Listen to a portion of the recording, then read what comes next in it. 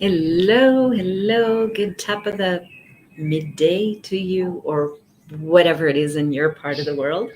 Um, Hi, and welcome to these little mini tiny little conversations that are about being you and relaxing into being you in the world. And they are based on Access Consciousness tools and on the Being You Changing the World book by Dr. Dain here. See this little chummy dude right here. We just had on the 22nd of the month, we had Being You Day and second annual. It's pretty amazing. It's almost like having Christmas in May. How does it get any better than that? I guess for anybody who really enjoys Christmas and celebrates it. I just like the lights and the parties and everybody being in such a happy mood for the most part. Anyhow, today we're going to touch on two topics, 2 days. We're doing day 24, which is about honoring you, and it kind of goes together with day 25. I would have done them separately, but I'm kind of behind. It's almost the end of the month, and so I'm doing as many of these as I can. So, trusting you. So, honoring you and trusting you.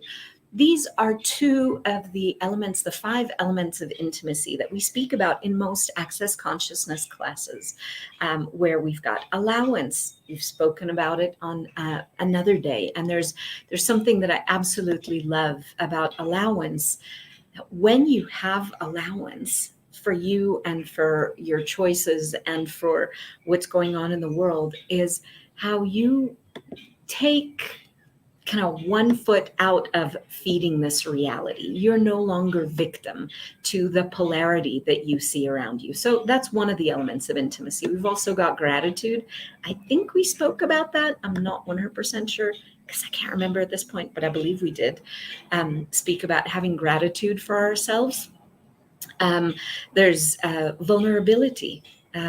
Which I also think we spoke about. I'm not sure, but it's about not having any barriers or any barricades between, no separation between you and the world.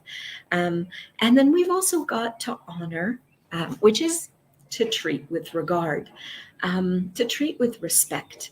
And we generally tend to have far more ease being that and doing that and having honor, respect for other people more so than we do for ourselves. But what would happen? And then, by the way, we also have to trust. So I think I got 5. Not sure, but we've got vulnerability, allowance, gratitude, honor, and trust. Yeah, 5. So when we're recognizing the gift of who we are, when we treat ourselves with honor, with respect, and when we're willing to trust ourselves, there is a different energy that's available to us in the world. We are able to tune in, to listen to the whispers, to follow the energy, and all sorts of the other elements that we've spoken about previously. But if we don't have that trust in us, what we're basically saying to the universe is that we, right here, right now, are willing to totally invalidate us. We pretty much throw ourselves under the bus and go, I don't know. But is that really true? As an infinite being, we perceive everything. We perceive, we be, we know, we receive. Those are our 4 elements. If we're willing to listen to the whispers, if we're willing to recognize that, all right, maybe we make a choice and it didn't work out so well, but we don't have to keep beating ourselves up over it. We can make mistakes and not be wrong and not be wrongness walking, right? Even though I know as humanoids, we have a tendency to just turn all that wrongness in. But the thing is, you don't have to be right, but you're definitely not wrong, right? It isn't about the polarity. It's about actually recognizing, what do I know here? And to listen to the whispers and to treat yourself with so much honor and regard. Maybe that's the way you should have been treated, knowing that you know what's going to work for you. Maybe that's how you should have been treated when you were a child, rather than dismissed. So there's a huge expansive space that's available when we're willing to recognize that we don't have to go to conclusions. We don't have to go to right or to wrong. We don't have to pick things out by somebody else's rules and regulations. We get to include ourselves in our life and living We get to honor what we know is true for us. We get to trust ourselves. And trust, this is a really interesting one, particularly with other people, but not only. It isn't blind faith. There's so many people who say, well, do you trust that person? You could trust them to be lying jerks. You trust them to be who they be. You can trust you to be who you be, and not take yourself so seriously, not hold on to so many definitions that that's the only thing that you can show up as. See, a lot of times we'll say something like, I'm shy, right? And then that's just who I be. I'm just shy. No, that's what you think you are, but that's not necessarily who you are. If you were willing to truly to trust you as the infinite being that you be, then shy may be just one aspect. Vicious could be another one. Gentle could be another one.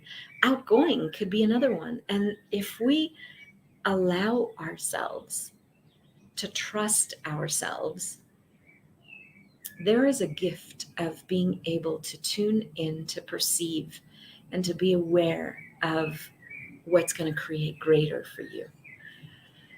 So, what are you refusing to perceive, to know, to be, and to receive about you? That if you would allow yourself to perceive, to know, to be, and to receive it, would change all realities and non-realities, because it's not just about two people aligning and agreeing, and manifest as the total intimacy with you, total trust, total honor, total allowance, total vulnerability, and total gratitude for you as you. And everything that doesn't allow that, and everything that is, everything that it brings up, and all your decisions and anything else you may have made, will you now revoke, recount, rescind, reclaim, renounce, denounce, destroy, and uncreate it all, please. Right and wrong, good and bad, POD and POC, all nine shorts, boys, pofads, and beyonds. And you can go to theclearingstatement.com to get an explanation about that. The thing is, we were not often treated as we should have been treated, as the beings that we are, since we grew up. And yeah, I get a lot of people say, like if you listen to Bruce Lipton or whoever else, they'll say the first 7 years of your life, you are like a sponge and you absorb everything that's around you and you take it to mean something about you. The invitation for you with all of these tools is to say, that's what was, but I don't have to keep choosing that. I can actually stop. Stop when I see that I'm going into this pattern. I can stop and I can say, now what do I wish to choose? If I were truly honoring me, if I were truly trusting me, if I were willing to have gratitude for me, if I were willing to have intimacy with me, what would I now choose? And that's the invitation, because that's the gift of having you, of being you, walking in the world. So thank you, and hope this contributed, even a teeny tiny little bit. And I'll see y'all later. Mwah! Bye.